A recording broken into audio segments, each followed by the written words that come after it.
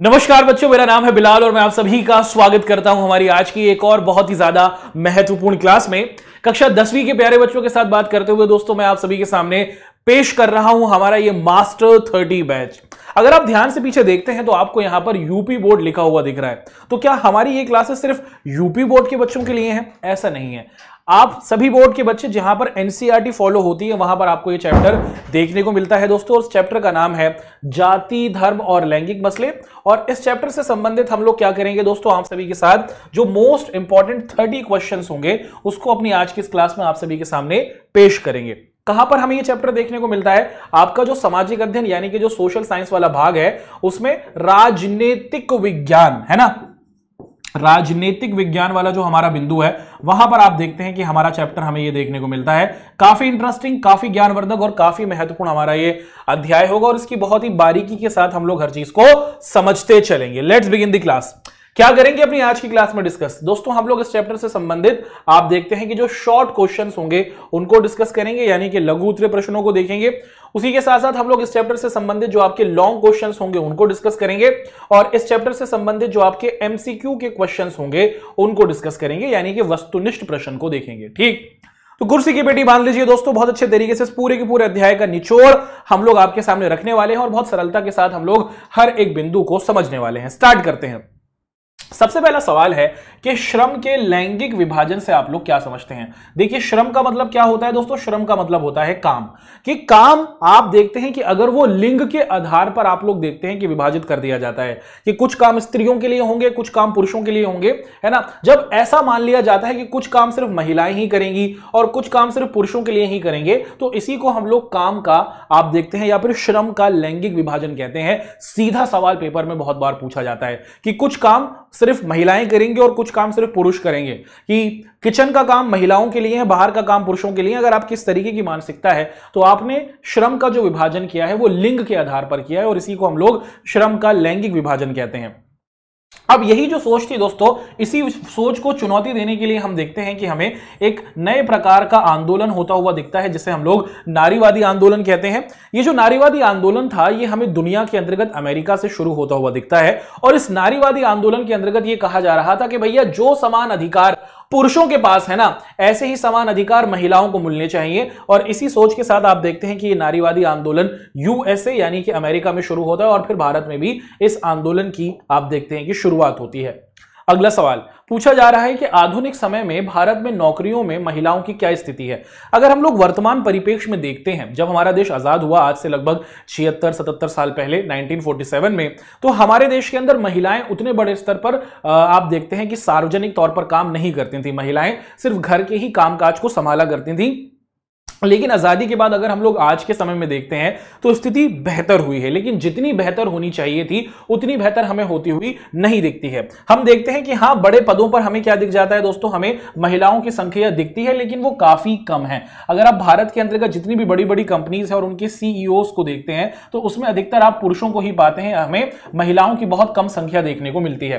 तो जरूरत है कि हमें और बड़े स्तर पर महिलाओं के लिए क्या है दोस्तों, प्रोत्साहन किया जाए और महिलाओं को आगे बढ़ने का मौका दिया जाए। अगर बात की जाए दोस्तों कि बहुत से ऐसे कार्य हैं जहां पर आप देखते हैं कि या फिर कार्यस्थल हैं जहां पर अगर कोई महिला और पुरुष एक साथ काम कर रहे हैं तो पुरुष को सेम काम करने के ज्यादा पैसे मिलते हैं और महिला को सिर्फ महिला होने की वजह से आप लोग देखते हैं कि कम वेतन दिया जाता है और उनसे काम के घंटे भी अधिक कराए जाते हैं। तो कुछ स्थिति इतनी आपको अच्छी नहीं दिखती है भारत के संदर्भ में वर्तमान परिप्रेक्ष्य में। अगला सवाल पूछा जा रहा है कि सांप्रदायिकता से आप लोग क्या समझते हैं? बहुत महत्वपूर्ण सवाल है दोस्तों। सांप्रदायिकता का मतलब क्या होता है? सांप्रदायिकता का मतलब होता है कि जब आप चुनाव जीतने के लिए, है ना, जब आप चुनाव को जीतने के लिए किसी एक धर्म विशेष के लोगों को दूसरे धर्म विशेष के लोगों से लड़वा देते हैं और अपना फायदा करने की कोशिश करते हैं, तो इसी को हम लोग सांप्रदायिकता कहते हैं। कि एक धर्म विशेष को दूसरे धर्म विशेष से लड़वा दिया, इसी को हम लोग क्या कहते हैं दोस्तों? इसी को हम लोग सांप्रदायिक राजनीति के नाम से पुकारते हैं, जिसमें आप विकास की बातों पर ध्यान नहीं डलवाते, आप विकास के मुद्दों पर चुनाव नहीं लड़ते, विकास के मुद्दों पर आप देखते हैं कि राजनीति नहीं करते, बल्कि धर्म के मुद्दों पर राजनीति करते हैं। तो इसे ही सांप्रदायिकता कहा जाता है। अगला सवाल है कि धर्मनिरपेक्ष शासन का मतलब क्या है। देखिए, हमारा प्यारा भारत जब आजाद हुआ तो हमारे प्यारे भारत के अंदर आपको भिन्न भिन्न प्रकार के धर्म देखने को मिलते हैं। हमारे देश के अंदर आपको हिंदू धर्म, जिसे हम सनातन धर्म कहते हैं, उसी के साथ इस्लाम धर्म यानी कि मुस्लिम धर्म हुआ, उसी के साथ जैन धर्म हुआ, सिख धर्म हुआ, ईसाई धर्म हुआ, पारसी धर्म हुआ, बौद्ध धर्म हुआ और बहुत सारे और भी आप देखते हैं कि धर्मों को हम भारत के अंदर देखते हैं। अब भारत के अंदर सबसे पहली परेशानी ये थी कि हम अपने देश का धर्म कौन सा बनाएं, क्योंकि भारत देश तो सबका है। इसीलिए आप देखते हैं कि भारत ने क्या किया दोस्तों, अपने देश का कोई एक धर्म नहीं बनाया। हमने क्या किया दोस्तों, हम लोग देखते हैं कि हमारे देश के नेताओं के द्वारा और संविधान निर्माताओं के द्वारा धर्मनिरपेक्ष सोच को चलाया गया। धर्मनिरपेक्ष सोच का मतलब है कि ऐसी हमारे देश के अंदर व्यवस्था है कि हमारे देश में जो सभी धर्म हैं हम उनको समान मानते हैं और सबका सम्मान करते हैं, है ना। एक ऐसी सोच जिसमें किसी देश के अंदर मौजूद सभी धर्मों को समान माना जाता है और सभी धर्मों का सम्मान किया जाता है, और उसी को हम लोग धर्मनिरपेक्ष शासन के नाम से पुकारते हैं। हमारा प्यारा भारत एक धर्मनिरपेक्ष देश वाला देश है। अगला सवाल, भारत सरकार किस स्थिति में धार्मिक मुद्दों में हस्तक्षेप कर सकती है। देखिए, भारत के अंदर आप लोग देखते हैं दोस्तों कि जो हमारी प्यारी सरकार है ना, हमारे देश के अंदर जो हमारी सरकार है, जो नेता लोगों का समूह है जो चुनाव जीत कर आई है, क्या वो देश में धार्मिक मुद्दों में हस्तक्षेप कर सकती है। देखिए, भारत का संविधान इस संदर्भ में बताता है कि सरकार को धार्मिक मुद्दों में सिर्फ तभी वो हस्तक्षेप या फिर दखल अंदाजी कर सकते हैं जब आपको दिखता है कि जब समुदायों के बीच में समानता बनाने की बात हो। कि अगर मान लीजिए कि देश के अंदर कोई ऐसा कानून बन चुका है या फिर आप देखते हैं कि बनाया जा रहा है जिसके अंदर किसी एक धर्म विशेष को ज्यादा फायदा होगा या फिर दूसरों को नहीं होगा, तो इस सिचुएशन में ही सरकार क्या कर सकती है, धार्मिक मुद्दों के मामले में बोल सकती है। अन्यथा देश की सरकार से यह अपेक्षा की जाती है कि वो धर्म संबंधी बातों में कोई हस्तक्षेप नहीं करेगी। अगला सवाल पूछा जा रहा है कि जातिगत विभाजन किन कारणों से आप देखते हैं कि कम होते जा रहे हैं।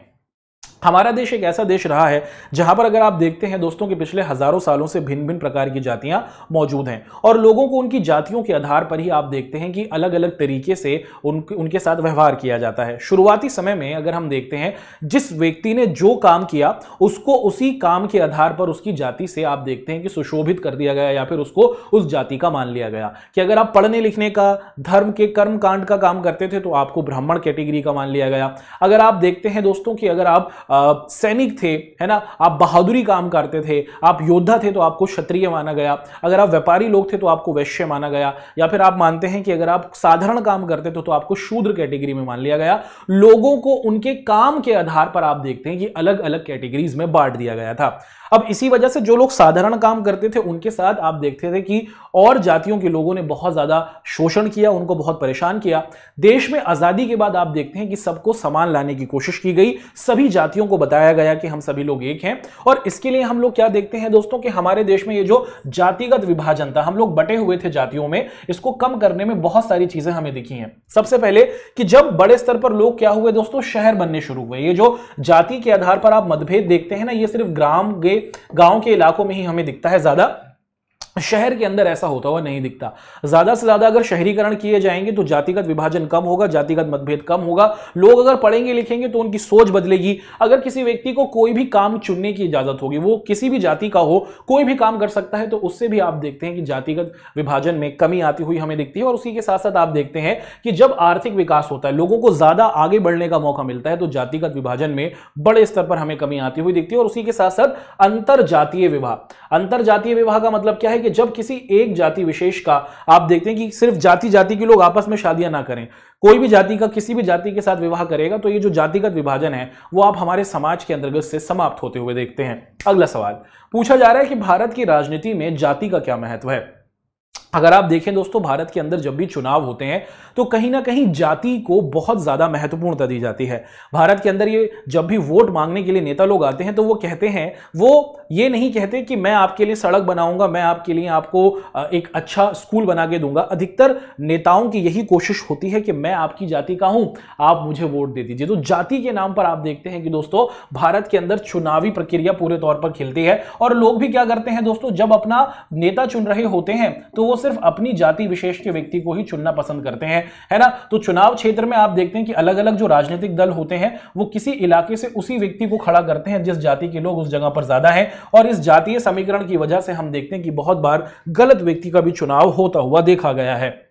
अगला सवाल, जाति के आधार पर आर्थिक विषमता पर टिप्पणी करें कि हम अगर देखते हैं कि हमारे देश के अंदर अलग अलग जातियां हमें देखने को मिलती हैं और हमारी इन जातियों में हमें अलग अलग तौर पर आर्थिक स्तर देखने को मिलते हैं।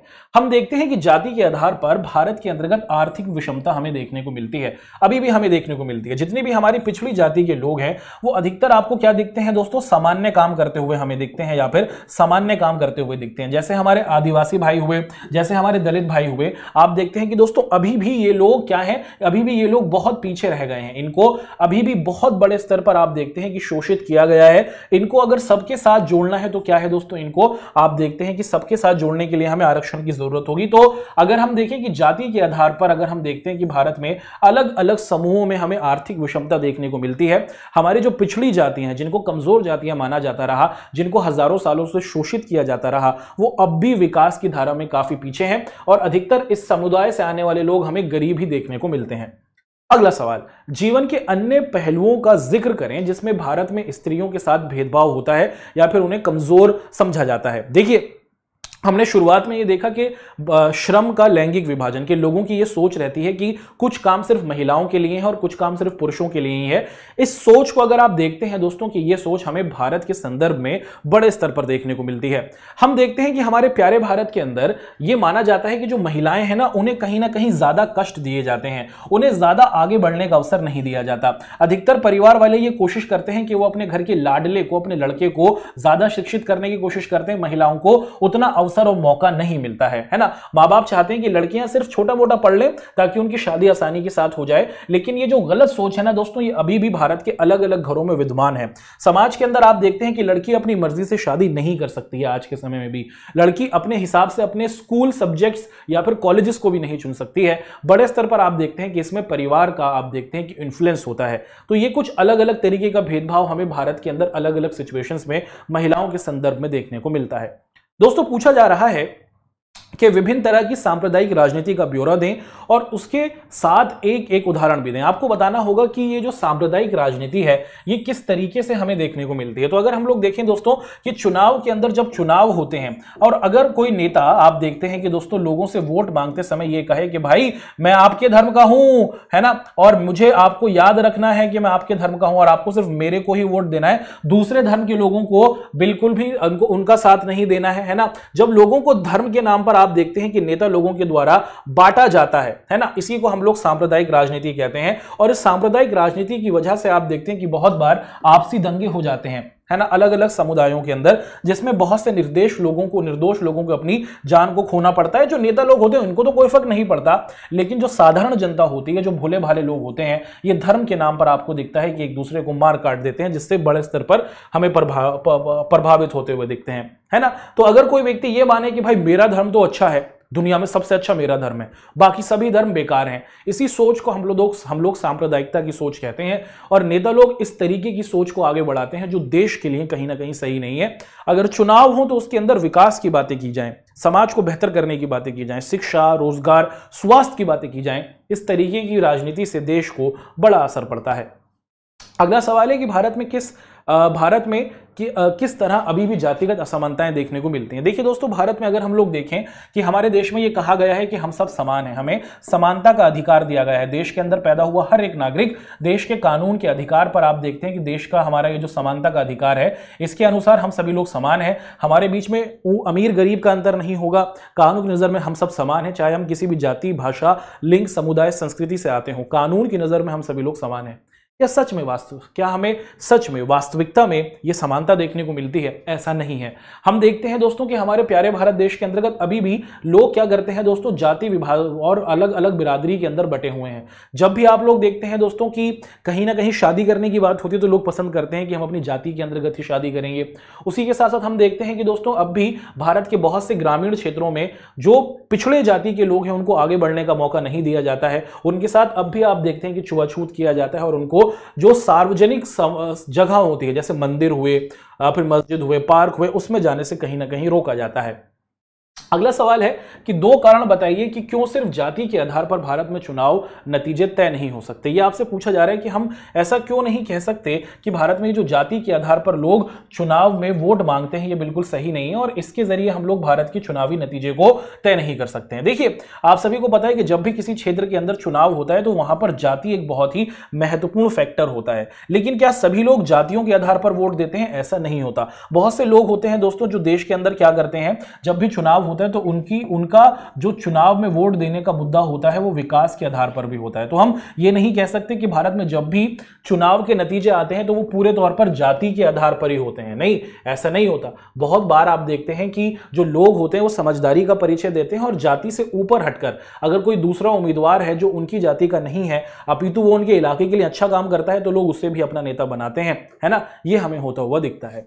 अगला सवाल है कि भारत की विधायिकाओं में महिलाओं के प्रतिनिधित्व की क्या स्थिति है ना। दोस्तों, विधायिकाओं का मतलब क्या होता है? हमारी ये जो विधायिकाओं का मतलब होता है जिसको हम लोग संसद के नाम से पुकारते हैं या फिर इसे हम लोग अपने अलग अलग राज्यों में क्या कहते हैं दोस्तों, विधानसभा के नाम से पुकारते हैं। पूछा जा रहा है कि भारत के अंदर जो महिलाएं हैं वो राजनीति के अंदर बहुत कम है। इसी बात को ध्यान में रखकर आप लोग देखते हैं ये कोशिश की जाती है कि हमारे पास महिला नेता आए ताकि महिलाओं की समस्याओं को महिलाएं ही बेहतर तरीके से हल करा पाएं। इसी बात को ध्यान में रखते हुए आप देखते हैं कि भारत में जितने भी हमारे पंचायती राज हैं, जो हमारे स्थानीय चुनाव हैं, वहां पर आप देखते हैं कि महिलाओं के लिए 33% सीटों को आरक्षित कर दिया है कि पंचायत का जो हमारा चुनाव होगा उसके अंतर्गत आप देखते हैं कि महिला जो है वो 33% उसमें महिलाओं को रखना अनिवार्य होगा। ऐसे ही हमारी जो संसद है और उसी के साथ जो हमारी विधानसभा है उसमें भी हम देखते हैं कि हमें अपने प्रतिनिधियों को जो महिला है उनको आरक्षण देना होगा, है ना, कि इतनी तो महिलाएं होनी ही चाहिए। आपको बताने से हम बहुत ज़्यादा प्रफुल्लित होंगे, आपको बहुत ज़्यादा खुशी होगी कि भारत में महिला आरक्षण बिल पास हुआ है वर्तमान कुछ समय पहले ही, और इसमें यह कहा गया है कि लगभग 33% के करीब महिलाओं का संसद में होना अनिवार्य है। साल 2029 तक आप देखते हैं कि यह लागू हो जाएगा। चलिए आगे बढ़ते हैं। अगला सवाल है कि किन्हीं दो प्रावधानों का जिक्र कीजिए जिससे यह साबित होता हो कि हमारा प्यारा भारत देश धर्मनिरपेक्ष देश है। देखिए, हमारा प्यारा भारत देश एक धर्मनिरपेक्ष देश है क्योंकि हमारे देश में देश का संविधान ये नहीं कहता कि हम किसी एक धर्म को सबसे ऊपर मानते हैं। देश का संविधान ये कहता है कि हमारे यहाँ पर देश में किसी भी व्यक्ति के साथ धर्म के आधार पर कोई भी आप देखते हैं कि भेदभाव नहीं होगा। देश के अंदर सभी धर्मों का हम सम्मान करते हैं और देश के अंदर हम लोग सभी धर्मों को समान मानते हैं। तो इन दोनों ही बातों से हमें समझ में आता है कि हमारा प्यारा भारत देश एक धर्मनिरपेक्ष देश है। अगला सवाल पूछा जा रहा है कि जब हम लैंगिक विभाजन की बात करते हैं तो हमारा क्या मतलब होता है। लैंगिक विभाजन का मतलब होता है कि जब मुख्य तौर पर आप लोग बालक और बालिकाओं की संख्या का अनुपात निकालते हैं, है ना। लैंगिक विभाजन का मतलब कि जब हम लोग लिंग के आधार पर क्या करते हैं, चेक करते हैं कि कितने पुरुष हैं कितनी महिलाएं हैं, इसी के अनुपात को हम लोग क्या कहते हैं दोस्तों, लैंगिक विभाजन के नाम से पुकारते हैं। अगला सवाल, हमारे प्यारे भारत में महिलाओं को आरक्षण कहां दिया गया है। भारत के अंदर आप देखते हैं दोस्तों कि जो हमारी पंचायती राज व्यवस्था है ना, पंचायत के चुनावों में महिलाओं को आरक्षण दिया गया है। अगला सवाल, सांप्रदायिकता या फिर सांप्रदायिक राजनीति के अर्थ संबंधी निम्नलिखित मुद्दों पर गौर कीजिए और सांप्रदायिक राजनीति इस पर क्या धारणा देती है ये आपको बताना है। इनमें से कौन सा कथन सही है ये आपको बताना है। तो 4 ऑप्शंस यहां पर हमारे सामने दिए गए हैं और आपसे पूछा जा रहा है कि दिए गए ऑप्शंस में से कौन सा ऑप्शन आपसे पूछा जा रहा है कि दोस्तों आपको बिल्कुल यहां पर सही दिख रहा है कि एक धर्म दूसरे से श्रेष्ठ है। जी हां, ये बिल्कुल सही बात है। यहां पर हमें सांप्रदायिकता देखने को मिल रही है कि अगर कोई व्यक्ति ऐसा सोचता है इसका मतलब है कि वो सांप्रदायिक सोच को रख रहा है जो गलत सोच है ना। हमें सांप्रदायिक बातें जो है ना उसको क्या करना है दोस्तों, ढूंढना है यहाँ पर, है ना, जो सांप्रदायिकता के बारे में हमें बिल्कुल सही बातें बता रही है। दूसरा कि विभिन्न धर्मों के लोग समान नागरिकों के रूप में खुशी खुशी साथ रहते हैं, ऐसा सांप्रदायिकता में थोड़ी होता है। वहां पर तो लोग एक दूसरे से मतभेद करते हुए दिखते हैं। उसी के साथ हम देखते हैं दोस्तों, हमसे पूछा जा रहा है कि एक धर्म के अनुयायी एक समुदाय बनाते हैं, है ना, कि एक धर्म के जो अनुयायी हैं वो एक समुदाय बना लेते हैं। ये भी हमें सांप्रदायिकता के अंदर होता हुआ दिखता है। और उसका है कि एक धार्मिक समूह का प्रभुत्व बाकी धार्मिक समूहों पर कायम करने में शासन की शक्ति का प्रयोग नहीं किया जा सकता। तो मुख्य तौर पर आप देखते हैं दोस्तों कि ये वाला जो हमारा ऑप्शन है, ऑप्शन गा, ये बिल्कुल सही है। अ और सा, हमारा ये जो अ और सा है ये दोनों सांप्रदायिकता की बातें बता रहे हैं। जो ये बता रहा है कि सांप्रदायिक राजनीति में एक व्यक्ति अपने धर्म को श्रेष्ठ मानता है और उसी के साथ धर्म के आधार पर देश में समुदाय बनने लग जाते हैं, है ना। तो ऑप्शन हमारा गा यहाँ पर अ और सा जो है वो बिल्कुल सही बनता है। अगला सवाल, भारतीय संविधान के बारे में निम्नलिखित में से कौन सा कथन गलत है, यह पूछा जा रहा है। भारत के संविधान के अनुसार अगर हम लोग देखें दोस्तों, जो दिया गया कथन है ना कि हमारे देश में देश का एक राजकीय धर्म है, कि हमारे देश का एक धर्म होगा, ऐसा नहीं है। भारत में सभी धर्मों को समान माना गया है और भारत देश का कोई भी धर्म भारत का धर्म नहीं है, राजकीय धर्म नहीं है। तो ये बात बिल्कुल गलत है ना। चलिए आगे बढ़ते हैं। अगला सवाल है कि डैश पर आधारित सामाजिक विभाजन सिर्फ भारत में है। देखिए, दुनिया के अंदर लोग अलग अलग तरीकों से बटे हुए हैं। अगर हम बात करते हैं यूरोप के अलग अलग देशों की, तो वहां पर लोग भाषाओं के आधार पर बटे हुए हैं, वहां पर लोग संस्कृतियों के आधार पर बटे हुए हैं। अमेरिका के अंदर लोग नस्ल के आधार पर बटे हुए हैं, गोरे काले का अंतर वहां पर दिखता है। भारत ही दुनिया का एक ऐसा देश है जहां पर विभाजन आपको जाति के आधार पर देखने को मिलता है। ठीक। अगला सवाल है कि सर्वप्रथम नारीवादी आंदोलन की शुरुआत किस देश के अंदर हुई। तो सर्वप्रथम नारीवादी आंदोलन की शुरुआत हम लोग अमेरिका के अंतर्गत देखते हैं, जहां पर यह कोशिश की जाती है कि जो अधिकार पुरुषों के पास हैं, कुछ ऐसे ही अधिकार महिलाओं को भी मिलने चाहिए। अगला सवाल पूछा जा रहा है कि नारीवादी आंदोलन से क्या अभिप्राय है। दोस्तों, नारीवादी आंदोलन से क्या तात्पर्य है कि जो अधिकार आप देखते हैं कि पुरुषों के समान है ना, कि पुरुषों को स्त्रियों के समान अधिकार मिलने चाहिए, है ना, कि ये पूछा जा रहा है दोस्तों कि जो अधिकार पुरुषों के पास हैं वही समान अधिकार महिलाओं को मिलने चाहिए, है ना, दोनों में कोई अंतर नहीं होना चाहिए। अगला सोच है दोस्तों, अगला सवाल है कि पितृसत्तात्मक समाज का क्या मतलब है। पितृसत्तात्मक समाज का मतलब होता है कि पुरुषवादी सोच वाला समाज, जिस समाज के अंदर पुरुष ही सारे फैसले लेता हो, जिस समाज के अंदर पुरुष ही हर चीज को सही और गलत के तौर पर आंकता हो, उसी को हम लोग पितृसत्तात्मक समाज कहते हैं। जहां पर पुरुषों का आप देखते हैं कि प्रभुत्व चलता है, पुरुषों की ही चलती हो, उसे पितृसत्तात्मक समाज कहते हैं। और भारत एक पितृसत्तात्मक समाज है जहां पर पुरुषों की अधिकतर चलती है। अगला, भारत में महिलाओं के बीच साक्षरता दर हमें कितनी दिखती है। तो भारत के अंदर जो हमारी महिलाएं हैं वो आपको 54% के करीब साक्षर दिखती हैं, है ना। पूरे भारत में साल 2011 की जनगणना के अनुसार लगभग 54% महिलाएं हमारी साक्षर हैं। भारत में पुरुषों के बीच साक्षरता दर कितनी है। तो भारत के अंदर जो हमारे पुरुष हैं वो लगभग 76% आपको साक्षर दिखते हैं। साक्षर का मतलब वो व्यक्ति जो मुख्य तौर पर आपको दिखता है, एक ऐसा व्यक्ति जो 7 साल से बड़ा है, 7 वर्ष की आयु से बड़ा है, और वो व्यक्ति अपना नाम पढ़ सकता है और लिख सकता है, उसी को हम लोग साक्षर कहते हैं। और लगभग देश में 76% पुरुष ऐसे हैं जो साक्षर हैं, है ना, 7 साल से बड़े हैं और अपना नाम पढ़ और लिख सकते हैं। अगला सवाल है कि औसतन एक भारतीय महिला प्रतिदिन एक औसत पुरुष से कितने घंटे ज्यादा काम करती है। ये एक अच्छा सवाल है। हम देखते हैं कि जितना काम कोई एक पुरुष करता है ना, मान लीजिए कि अगर कोई पुरुष 8 घंटे काम कर रहा है, तो एक सामान्य महिला एक पुरुष से कितने घंटे ज्यादा काम करती है, ये आपसे पूछा जा रहा है। तो लगभग हम देखते हैं कि लगभग 3 घंटे वो ज्यादा अतिरिक्त काम करती है। देखिएगा अपने घर पे भी आपकी माता बहनें कितना अतिरिक्त काम करती हैं।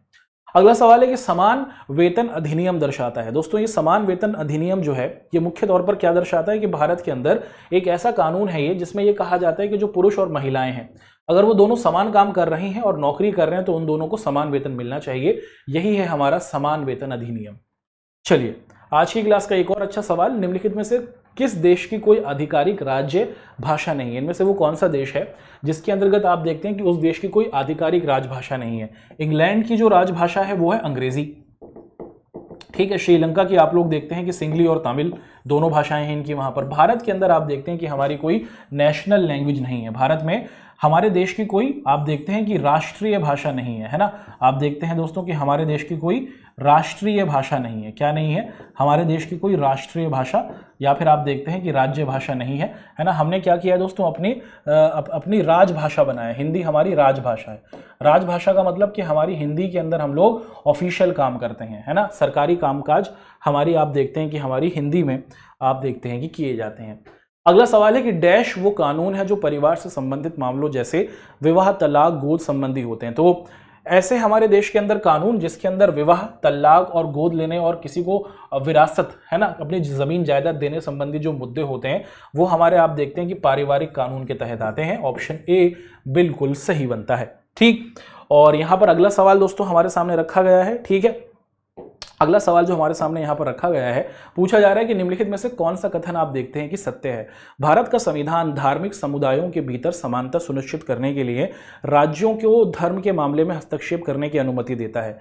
है ना। दूसरा, संविधान धर्म के आधार पर मतभेद पर रोकता है। संविधान सभी व्यक्तियों और समुदायों को किसी भी धर्म को मानने, आचरण करने या ना मानने की आजादी देता है। देखिए सारी ही सारी बातें पूरे तौर पर आप देखते हैं कि सच है। अगर भारत का संविधान ये कहता है कि अगर देश में झगड़ा हो रहा है, फसाद हो रहा है, तो उस समय देश की सरकार जो है वो धर्म संबंधी क्या है दोस्तों, मामलों में हस्तक्षेप कर सकती है, इसकी आज्ञा है। उसी के साथ संविधान हमारे देश का ये कहता है कि हम धर्म के आधार पर किसी पर भेदभाव नहीं करेंगे, है ना। बिल्कुल सही बात है। और उसी के साथ साथ हमारा संविधान ये कहता है कि देश के अंदर कोई भी व्यक्ति हो, वो किसी भी धर्म को माने, उसको पूरी आजादी है। वो किसी भी धर्म का प्रचार प्रसार करे, पूरी आजादी है। वो चाहे तो भगवान में ना माने, ईश्वर में ना माने, है ना, उसकी भी उसको स्वतंत्रता दी गई है। तो उपरोक्त सभी हमारे बिल्कुल सही ऑप्शन यहां पर बनते हैं। आज की क्लास का आखिरी सवाल दोस्तों पूछा जा रहा है कि धर्म को कभी भी राजनीति से अलग नहीं किया जा सकता, ये कथन किसका है? और बहुत ही महत्वपूर्ण सवाल है ना। आज की क्लास का one of the most important question है। ये जो कथन है दोस्तों, ये महात्मा गांधी जी के द्वारा कहा गया था, जिन्होंने आप देखते हैं कि आजादी के समय में इस कथन को कहा था कि हम देश के अंदर जो राजनीति है उससे धर्म को अलग नहीं कर सकते। भारत की राजनीति धर्म के साथ पूरे तौर पर जुड़ी हुई है। और दोस्तों यहां पर हमने आप सभी के साथ ये जो हमारी आज की क्लास थी, जाति, धर्म और लैंगिक मसले जो आपको देखने को मिलती है आपकी राजनीतिक विज्ञान वाली पुस्तक के अंतर्गत, उससे संबंधित जो 30 सबसे ज्यादा महत्वपूर्ण सवाल थे उनको एक एक करके डिस्कस किया। आपके पेपर के अंतर्गत आप लोग इसी प्रकार के प्रश्नों को अपने पेपर में आते हुए देखेंगे। आप सभी का हमारे साथ जुड़ने के लिए दोस्तों बहुत बहुत शुक्रिया। हमारी मुलाकात होगी एक नए लेक्चर में। आप लोग जरूर कमेंट करके बताएं कि आपको हमारी क्लास कैसी लगी। उसी के साथ साथ ये भी जरूर बताएं कि आप लोग अपनी नेक्स्ट क्लास कौन से चैप्टर पर कराना चाहते हैं। तो जिस चैप्टर की होगी सबसे ज्यादा डिमांड, उसी चैप्टर को हम लोग आपके सामने रखेंगे। आपका हमारे साथ जुड़ने के लिए बहुत बहुत शुक्रिया। धन्यवाद।